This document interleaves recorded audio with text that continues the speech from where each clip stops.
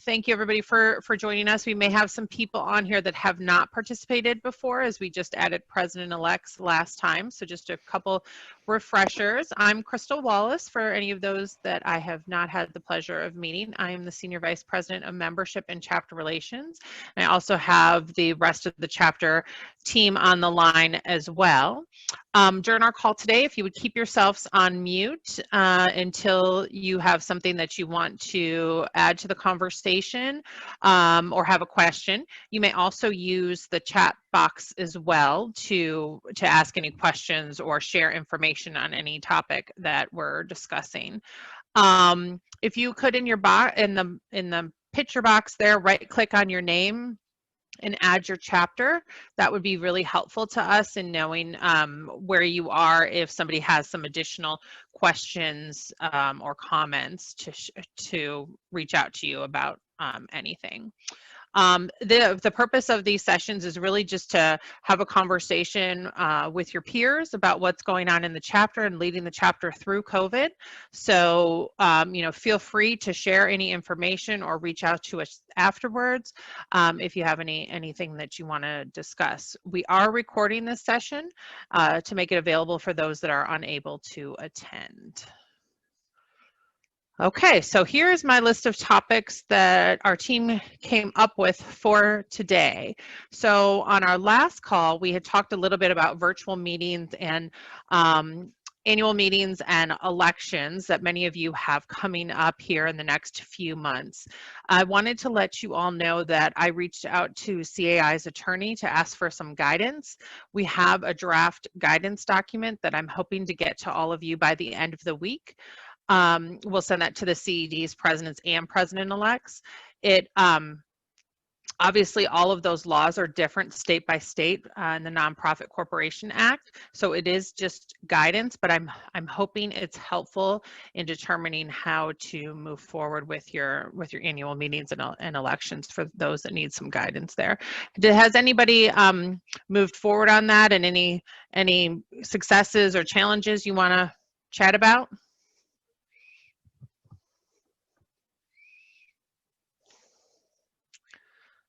Nobody's doing elections?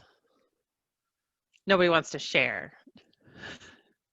Okay, well, we'll send that. We'll push out that document. And then if you have questions, feel free to reach out to us. It's not unusual this time of year that we do get questions from executive directors and presidents. And so we're happy to assist with that. Yeah, yes. Ed Zelmansky here. Hey, Ed. Yeah, no disrespect. We're on the elections issue. Uh-huh.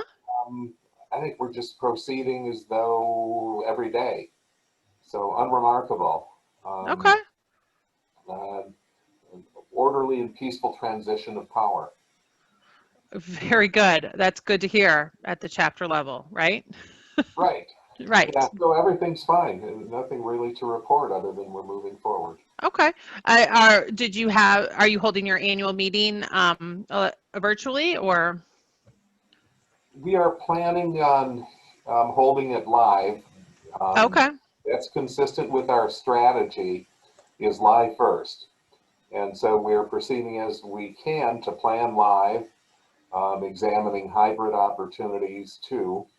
And right now the game plan would be to go live, but we are having the discussions so that if we do have to go virtual with the annual meeting, we will have discussed that and have our contingency in place. Okay, very good. Well, hopefully this document will provide some guidance should you need to utilize that. Thank you for that. Thank you for that. Absolutely, my pleasure. All right, 2021 is around the corner. Hard to believe. I think some of us are grateful and both grateful and a little nervous about that. So what are you all doing in planning for 2021? We've talked a little bit about strategic planning in the past. Are you looking operationally at making some changes? How are you going about that as a board? Well, I'm warmed up here, so I'll offer my comments about Michigan. Okay. We are proceeding to update our strategic plan for next year. We've been in contact with all the board members, and we're looking to have Kelly join in. I think she's going to join remotely. And right now, I think we're looking at November for our annual strategic planning session. And it's nice to have that on the ledger because it just provides a good focus point. It's like, okay, if something comes up, a potential issue, the question will be, is that something that we want to deal with in some depth at the strategic planning session? So we'll put it on that side of the ledger if that is the case. And that's how we're moving ahead with that right now. So yeah, November, we figure we'll do our planning session for next year. And looking forward to 21 because that's all we got. Yep. And for 2021, so our Ed, for you or anyone on the call, are there kind of things that you're putting on the list to evaluate the viability of, an event or a product or service that the chapter provides? Hey, Yeah, John. certainly. Oh, sorry. John raised his hand. I'm gonna let John go, and then we'll go back to you, Ed. Go ahead, John. We're looking at making things more digital. We're not planning in-person events probably until, May or June. So right now we're in the process of not redoing, but updating our marketing plan to have more digital opportunities and to make those more worthwhile for vendors. And also finding ways to give more more education hours for managers to do these digital events. We have our law forum next week, which is going to be a big statewide event. A lot of work's going into that in a lot of ways to make it productive for vendors and also getting education for managers. So that's been our biggest goal right now, is to work with what we have and not be doing it in person probably till the second half of the year. Okay.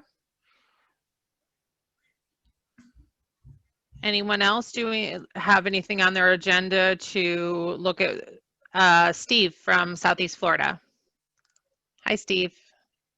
Hi. We're trying to, I think I brought this point up last time on added values to our chapter sponsors, so they don't start asking for refunds. And, we're trying to work with them on the finance. See, the financial health is actually the bullet point you have on there. Mm-hmm. And adding value with the sponsors, we're spotlighting a chapter sponsor in each one of our magazines to do more of not like an ad, but why they started the business, more of a historical thing, more personal touch. And we're going to combine some of the things we've been doing, like our online classes, our Zoom classes we've started that are attended very well. Started combining to do that, and then we're going to start in-person stuff shortly. We actually just got the finalized that we are going to proceed with our golf event on October 23rd. We found a club with enough golf carts to do that, and I attended that golf event that the other chapter did, so I have all those notes. And so that's that's going to be our first in-person event since COVID, and we're looking forward to. It's going to be an all-day thing because we have to do tee times because we don't have golf carts for a shotgun start, because it still has to be one individual per golf cart for now. From that golf event, we're going to try to piggyback some feedback from some of our chapter sponsors and our golf sponsors. My concern going into next year, I'm starting strategic planning at every board meeting. I'm not going to, Awesome. We used to just do one big meeting every year. We don't have time to do that. I need fresh ideas, fresh faces. In fact, and it's constantly changing now. And we don't know what we're going to face. It's a big unknown right now, but we're taking the approach that we're going back to in-person events combined with the online option on there too. Like our breakfast, we have monthly breakfast events with education. We will be having those via Zoom, but also have them in person, limited number, whatever the allowable number is at that time. And making our chapter sponsors first to be able to sign up, give them first right of refusal for everything, because we value their support for our chapter. So we're thinking of a lot of different things. So as the year gets closer to an end, hopefully we'll have a good plan in place and see how that works out. Awesome. I have a couple of people with their hands raised. I think the first one was Mike Trademan from Coachella Valley. Yeah, hi, Crystal. Good afternoon or morning. Good afternoon, morning for you. It has cooled off here actually today, with thank goodness. So we're holding our first two live events in October, and one includes a board member workshop along with a social event, which is going to be outside at a date farm, interestingly enough, as you might expect. And okay. So hopefully those two, we have a raffle. We're going to be holding both of those events, both in person as well as virtual. So we'll have somebody going around with an iPad for those people, and we have a different cost structure if you want to just attend it virtually or you want to attend it in person, because there's no food, obviously, if it's just virtual. Mm-hmm. So we'll see how that goes. We can report back to everybody. But so two events in October, but we've told all the committees to start live events if they can do it with socially distancing and as far as the location. We've moved our big annual awards dinner, which is normally a real formal event at a fancy hotel, which is usually at the end of January. We've moved that to March, and we're now going to have it outside and not quite so formal.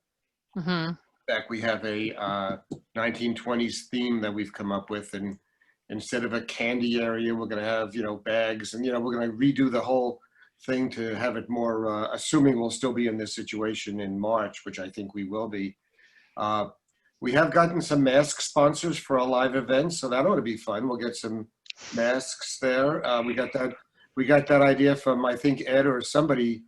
Maybe the Minnesota golf outing. Maybe. Yeah, I think they were the ones that first had that.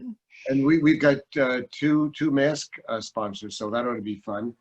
And then all of our committees are for next year going to be all live events with fallback to virtual if we can't do it.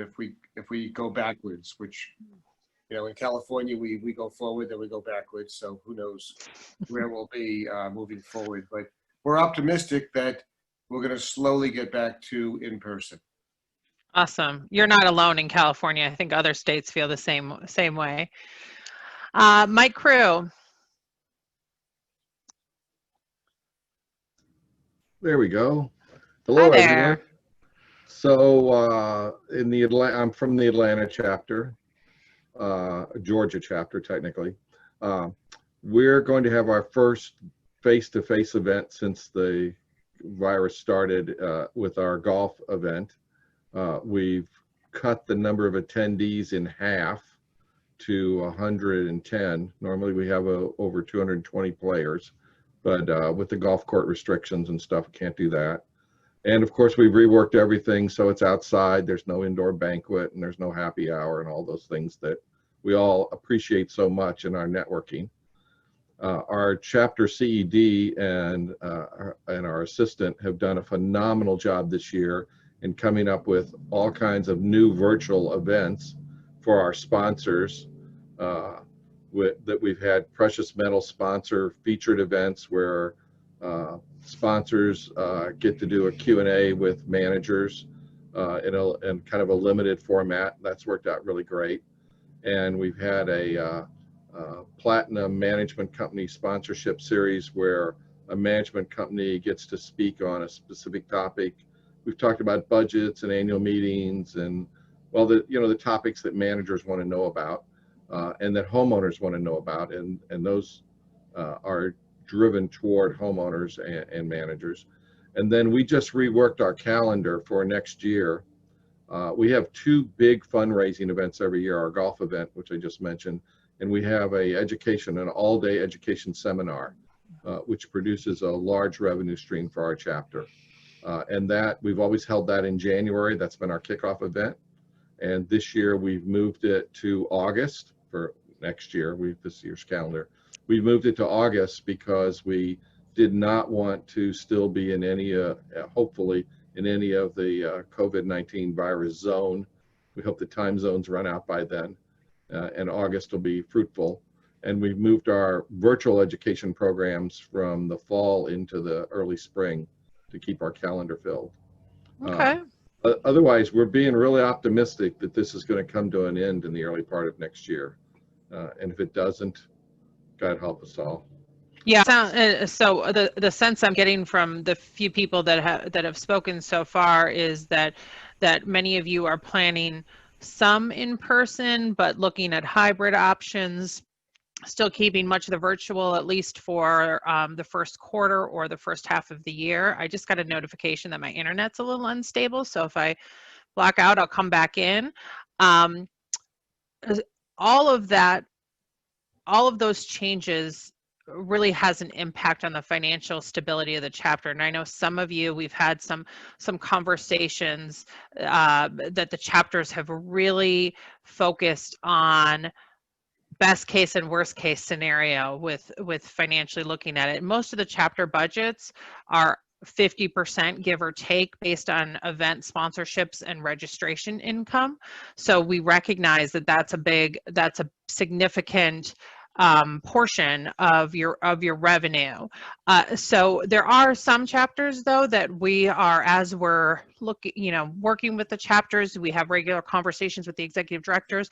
We're finding that that there are some chapters that have not gone through that process, and perhaps financials can be a little bit scary to some people if that's not your forte. If I just want to throw it out there to all of you as presidents, president-elects, or if your CED you don't feel like has a strong financial understanding, please reach out to us individually, because we want to make sure it's so important that not only all of you understand as your fiduciary duty, but if the chapter is struggling, we want to know. We want to be able to talk with you about things that maybe you haven't thought about, things that perhaps we can help you move forward. We're really want to make sure that everybody is doing as well as they can into 2021, knowing that everybody has to tighten their belts a little bit. So please reach out if you have any questions about the financials or where the financial position of the chapter. Mike, let's see your hand up again.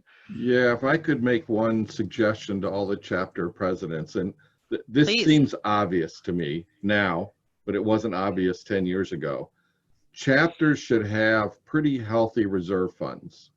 I mean, I think it's incumbent upon the chapter boards to figure out how to set aside money every year so that in the event that something comes up, who would have thought COVID-19 would come along, that there's money to operate on. The Georgia chapter is very blessed in that about 5 or 6 years ago, the chapter started on a program to set aside a reserve fund. And I'm pretty happy to say that we're a chapter that, quite frankly, the bottom has fallen out on virtually everything. And we're in pretty good shape still, and we can be in pretty good shape for quite a while, actually, because we built up a really sizable reserve fund. And interesting enough, I learned that when I was on the Research Foundation Board of Directors, that the education I got dealing with the national boards was invaluable in the role that I play now, because I learned so much at working with those other individuals, those other leaders. Yeah, absolutely. The reserves is so important. I do know, and that's awesome. And I know there's several chapters on here that are in a similar position. We do have some chapters that haven't been able to do that over time, and we want to make sure that we're still able to assist them as well. That's one thing that the chapter team has talked about moving into 2021. Right now, like when the bottom's falling out, it's hard to put money away, but we definitely want to work with the chapters on a plan to rebuild reserves in the future, as some chapters are having to reach into those pockets. Steve, I see you have your hand up, and you just put a question here in the chat. Can you share how the reserve fund is being calculated?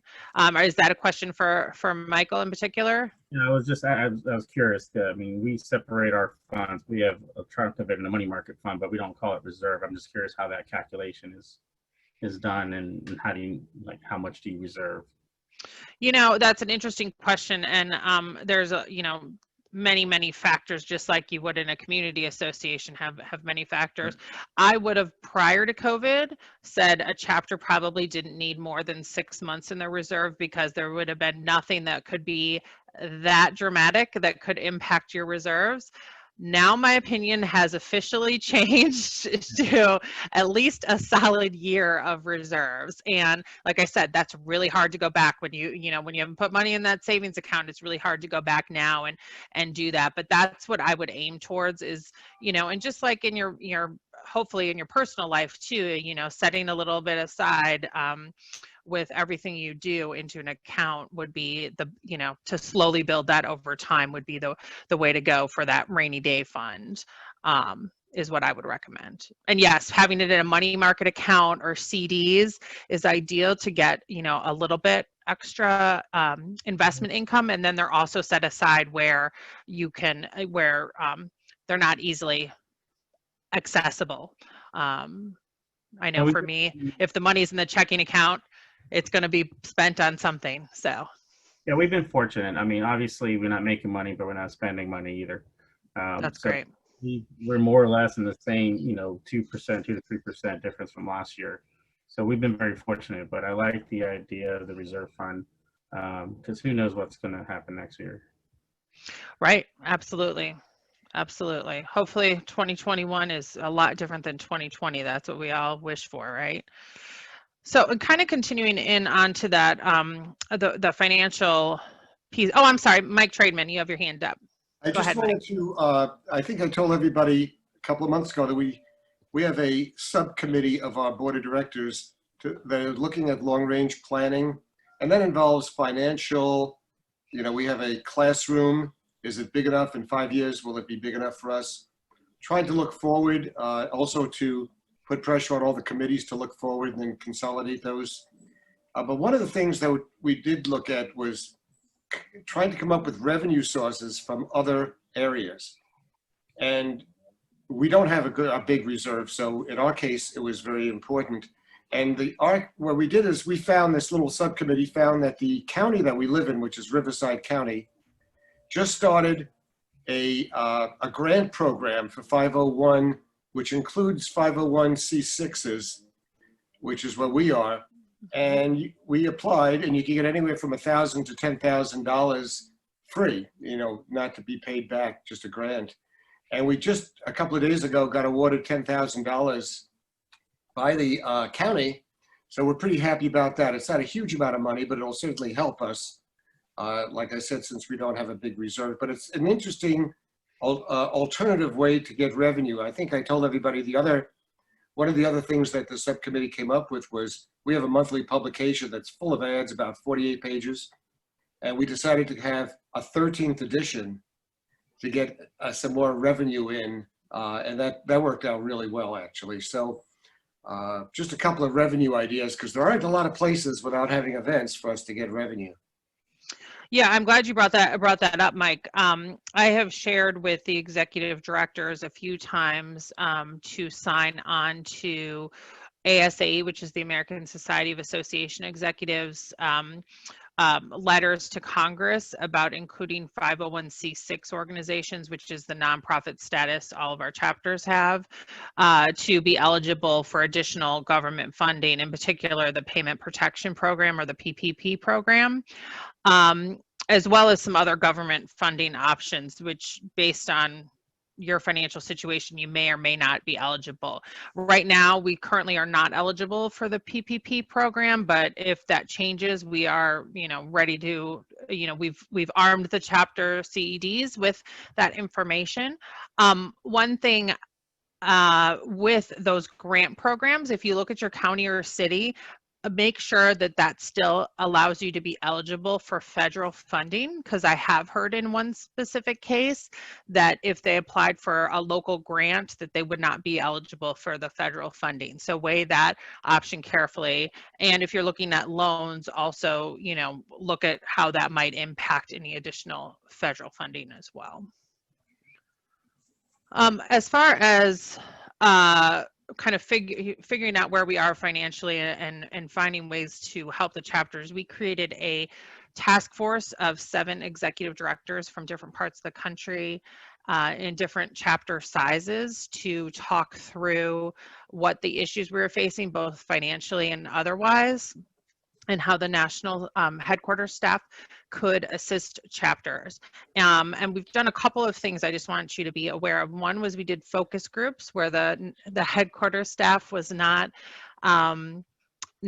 we didn't participate. The CEDs led them to allow them the opportunity to have an open conversation, and we gathered a lot of information there. And currently we have out a COVID-19 impact survey, which asks a lot of financial questions as far as where your budget is coming into, where you predicted, how much reserves you have, how have your expenses changed, your revenue model changed, and we're trying to gather data to be able to determine financial resources going forward for the chapters. That's where some of the questions have come in that asking about reserves and such. So please encourage your executive directors to complete that survey to help us assess the needs of the chapters and where we could most be impactful in providing assistance. Any other comments on finances moving forward? Okay.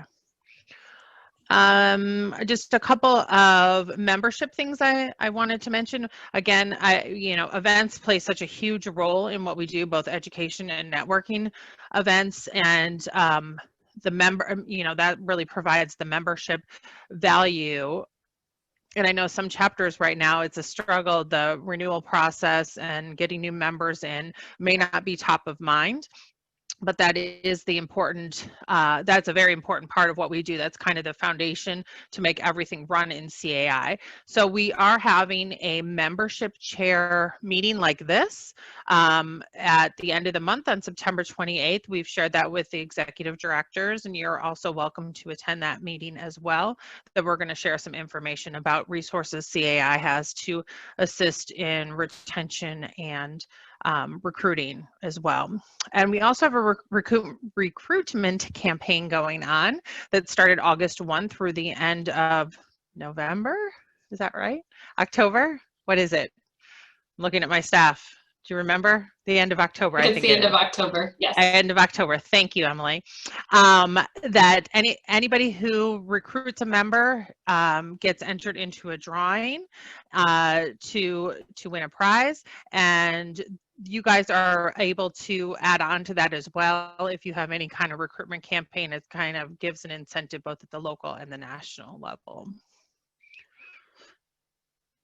Questions on membership? Just another thought there that I wanted to share is between March and the end of August, we have had a decrease in membership of about 4%.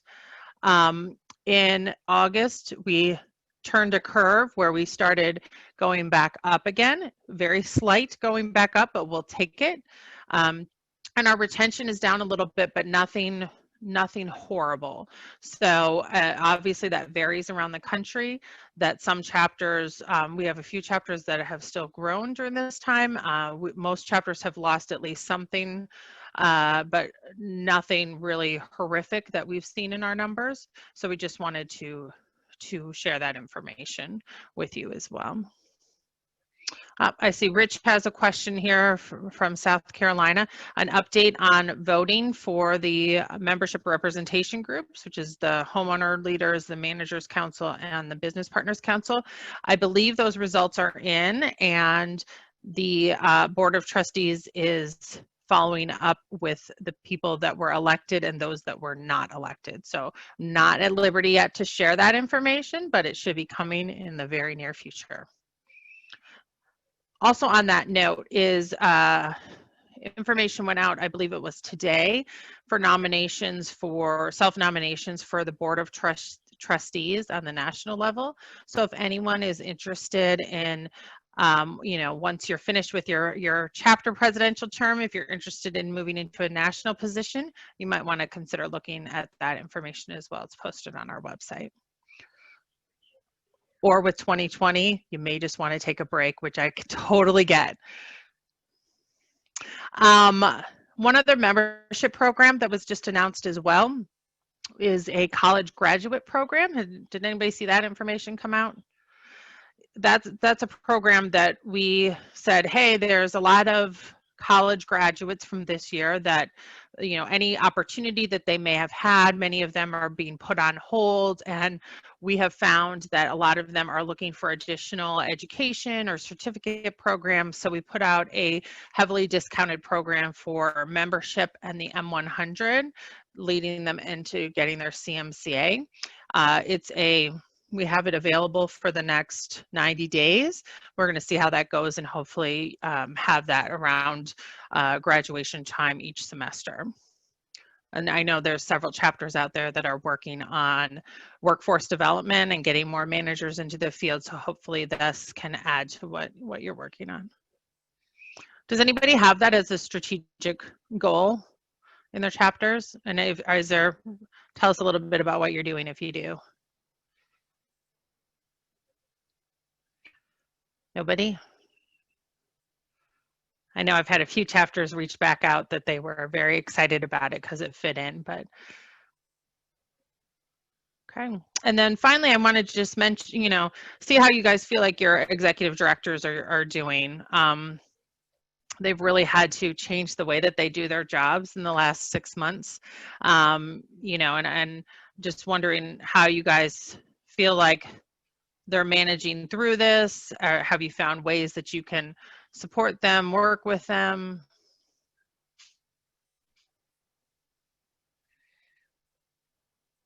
We've had a lot of good fortune with our executive director, Rachel. She's very dynamic and very thoughtful about finding ways to do things digitally, and really flexible to try and do things in a way that she hasn't done it before. So we've done well at adapting. I know it's a lot of pressure on her and a lot of work that she's doing.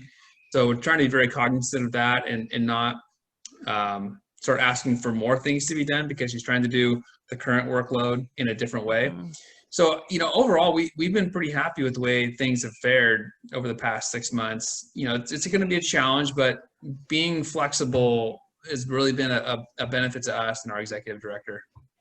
Hey, John, is there anything that the board has done to support Rachel during this time?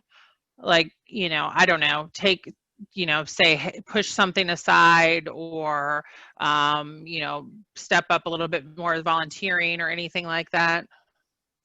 You know, we've tried in the things that we can do. I mean, we can't organize a digital lunch, but anytime she needs something, I know everyone's really quick to jump on it. And, you know, for one thing just came up today was we were hoping to approve our marketing plan to start going out for 2021. And she got jammed up with our law forum we have next week and said, hey, can we just push this out a little bit? I need a few more weeks to get it done. And our response right away was, yeah, that's fine. We have time to do that. It's not a big deal. We know you're really stretched thin on doing a digital law form right now.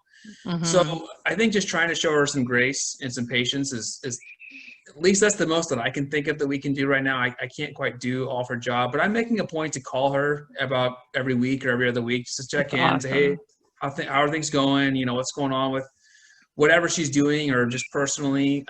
So that's for me, that's the most that I've been able to offer to her, just some support and being available if she needs anything.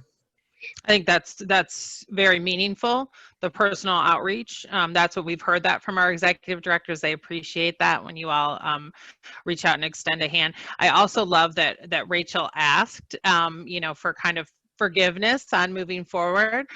Not everybody's going to ask. So, you know, if there's something that you feel like the executive director is falling behind on or feeling very pressured about, if you think it's something that can be pushed aside, I encourage you to reach out to them and say, hey, you know what? don't worry about this for the next 2 weeks. I know you're busy with XYZ, because that will relieve them of some stress, because they want to make you happy. They're all people pleasers. We're all people pleasers in this business. So, give them a little, extension there. Steve, I saw you had your hand up. Did you want to add something? Sure, Steve Roseman, president of Channel Islands in California. I must tell you, Leah Ross, our ED, has been spectacular, to say the least. What she's focused a lot of her time on, in addition, obviously, to our fortunate success on our luncheons, where we've had north of 100 people in constant attendance. We haven't dropped much on the numbers as far as membership. What she's really focused her attention on is education for herself. And what she's focused on is we've redone our website completely.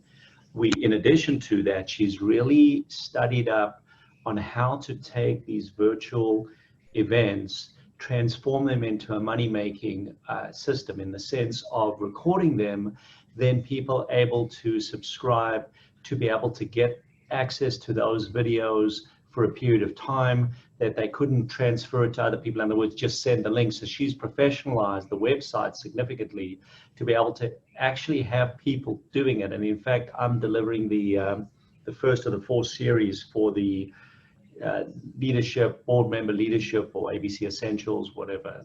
Each group has a different name for it.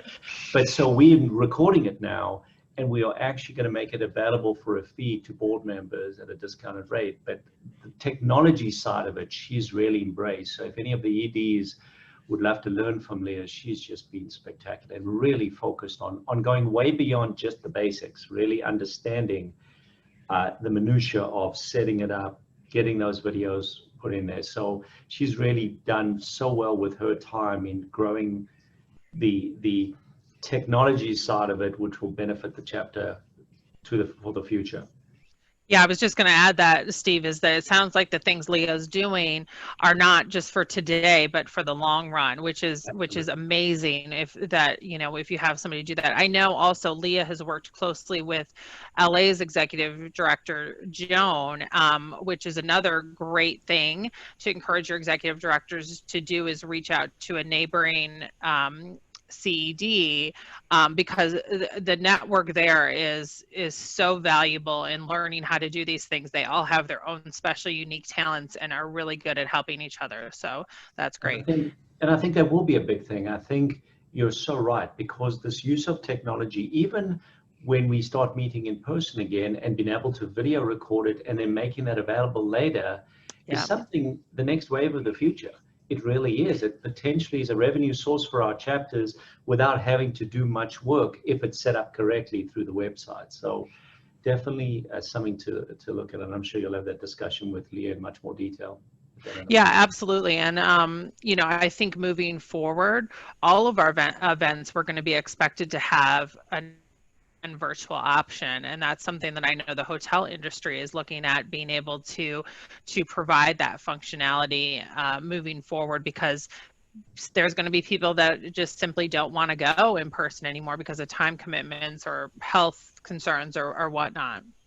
Ian from Central Arizona. Hey, Crystal, how are you? Hey, How's Ian. everyone? Hi, everyone. Great forum. Thanks for all joining. We're finally out of 50 days of 115. I got up this morning, it was about 75 degrees. So that's a lot different than 130 in Death Valley, hey? It's all too hot for me. Yeah, it is. It's way hot. I just want to comment on the idea, and we have a chapter meeting next week and a board meeting. I really like the idea of segregating savings into a prudent reserve for emergencies. So excellent idea, and I'm going to be discussing that with Kate and the board next Wednesday. And Crystal, I know you probably have a little more detail behind the scenes, but we have done some economies of scale and done some things with our southern chapter down the I-10 to try and be more proficient with expenses and captured revenues. And I think the one thing that COVID has done, in addition to everything else, is just enlightened us on how alternatively we have to operate, and Zoom meetings and virtual advertising and keeping our business partners out there in the public virtually is something that I believe will stay when COVID goes away, or actually it'll never go away, but when we're able to contain it. So I appreciate the input on the prudent reserve, and we're looking at all sorts of cost-saving measures and being able then to, capture whatever additional income we can. But we'll ride through this, and hopefully once we get to 2021, we'll be back to some level of normality, and we haven't had to terminate or furlough any of the staff. We've been fortunate to be able to ride through it. So I thank you for listening to me.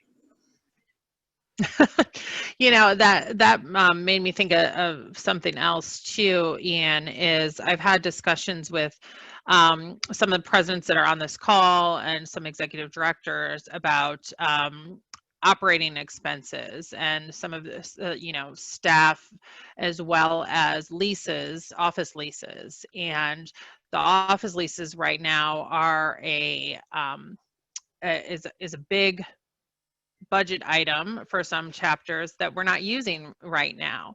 So if your chapters are in a lease situation, I encourage you to reach out to the landlords and see if there's any way that you can get forgiveness or forbearance or renegotiate the amount of space or things like that, because that's a big expense. On the staff side, of course, the last resort we would like to see is letting staff go. As we've said, they're working extra hard to do things in a different way. If you feel like you're at that point, again, please reach out to us, and we'll help you figure out the best way to make that happen. Sometimes it's unfortunately the only option, but we're hoping that that's the last option, and that we can talk through some opportunities with you. Mike is commenting that Mike from Coachella Valley, that they got a lease extension for 4 months, which has helped. So that's awesome.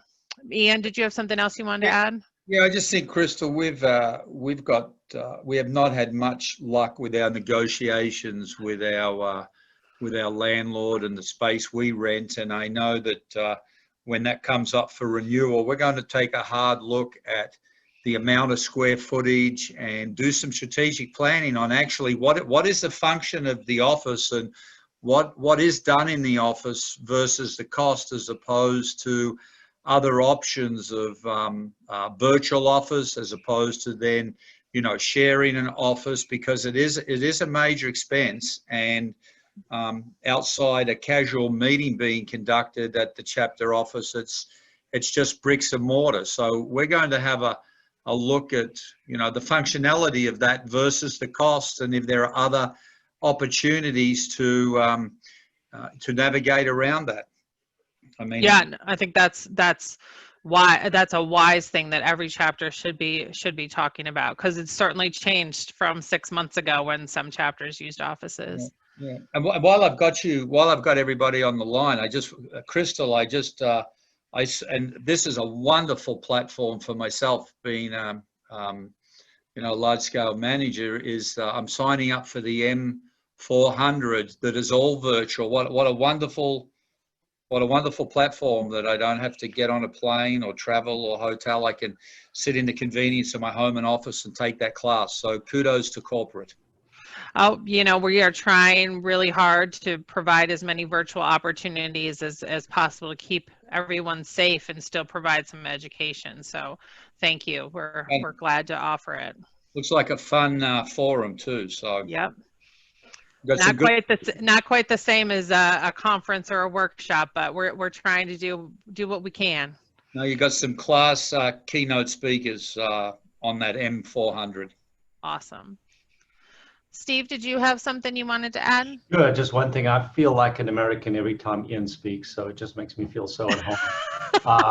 I feel like I need to go home and have a pint of cold beer. I'll join When I you. As hear soon as the both of weather you, cools down, Ian, I'll come and visit you in Arizona. yeah, when No, either of you speak, it makes me want to travel internationally. I don't know why, but don't worry, we can't go anywhere. Just come I visit know. me. Just come to LA. That's all you need to do. But I can tell you, we've kept our overhead down significantly with our chapter. And Leah's done a lot of work from home as well. But I tell you one thing, the point that's made is so pertinent because, you know, we look at some of these chapters, especially in California, where we've got these huge offices, we've got these conference rooms.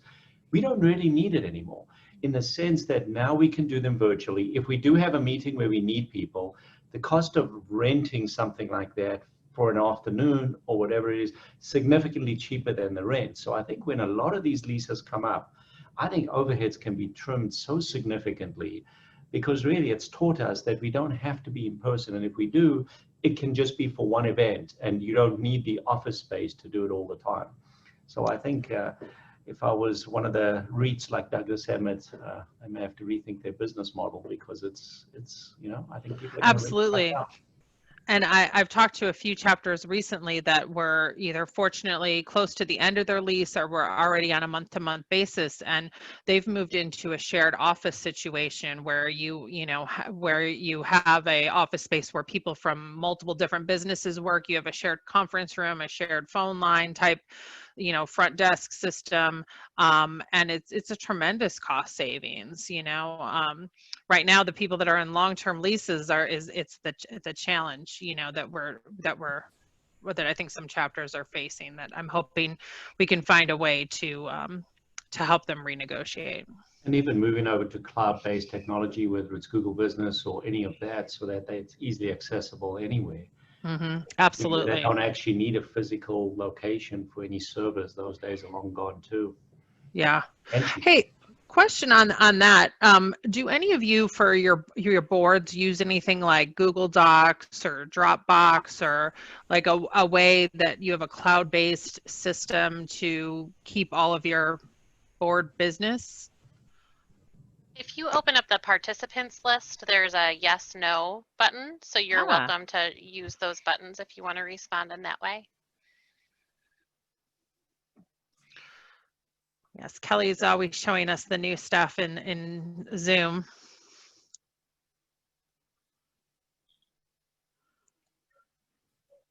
See a couple people here. Chris, Ryan, Steve, who was just talking about it. Chris or Ryan, do you want to talk about how your chapters use them? We have a Google Doc that we use to keep track of board terms and the vacancies and the appointments to those. So that's what we use. We don't use it for meeting minutes or anything else. Got it. Okay. Chris, I think you are on mute. Sorry. There you go. Yeah, I was trying to get it to do it. I'm on mobile. No problem. So we've kind of worked towards it. That's one of our goals. We've switched over to a Microsoft 365 that I think our CED, Leslie and Amy are both using that internally right now. And then we have the website that's able to store documents and allow varying access levels to those documents, so we can have a central repository. It's still in progress, but has definitely moved forward. That's awesome. Yeah, I've seen platforms where you could give like permission to certain documents for different committees or board or staff, and you know, to have that one central location that's in the cloud is pretty amazing. Ariel, did I just see you mark yes too? Do you want to share what your chapter's doing? Yeah, the Washington Metro chapter, it's the same. We use our website as kind of a central repository, and we also use Microsoft Teams. Do you use Microsoft Teams with the board as well? We do. We use it when we're collaborating. That's awesome. Is that new? New in COVID times, or? It is, yeah. Okay. Of course, in the time of COVID. In the time of COVID, yeah. Yeah, great. I've seen a few more green checks come in. Anybody else want to comment on ways you're working digitally with the board or committees? Okay. Any other topics you guys want to talk about today? I want to keep us in our hour. I did. Go ahead. Go ahead, Emily. Mike had asked about the Southeast Florida mask, and I think Steve and I both have our masks, so we'll show them. Steve, you want to put our masks on? So it's just a mask here with their logo here, and Steve, if you want to add anything, they sent these in the mail with a little note to their members, and they included me, which made me feel special. So Mike had asked in the chat to see them, so we just wanted to make sure he saw those. Thank you. You're welcome. What a brown nose. That's awesome. I just put up the last slide here, which shows some resources for you all as far as information, our COVID page on the website. We also have a discussion forum for presidents and president-elects, which is a great way to continue the conversations that we have here to talk amongst yourselves. And then we have the online chapter toolkit, which we are constantly updating. That you need to log into the website. When you click on that link, it logs you into the website, and we have all kinds of documents on various topics. We have a link to video series on operational things, as well as these webinars if you want to go back and look at something. So just lots of information there that we're continuing to build on. And then finally, again, I just want to let you all know, if you have questions, concerns, you want to just chat, brainstorm, whatever, feel free to reach out to the chapter team. You know, these conversations are awesome. Sometimes we recognize we need one-on-one conversations with chapters, and we're absolutely happy to do that. So feel free to reach out to any of us on the chapter team. And thank you so much for all you're doing to lead our chapters through this uncertain time. I know collectively we'll make it through together. Thank you, everybody. Have a great afternoon.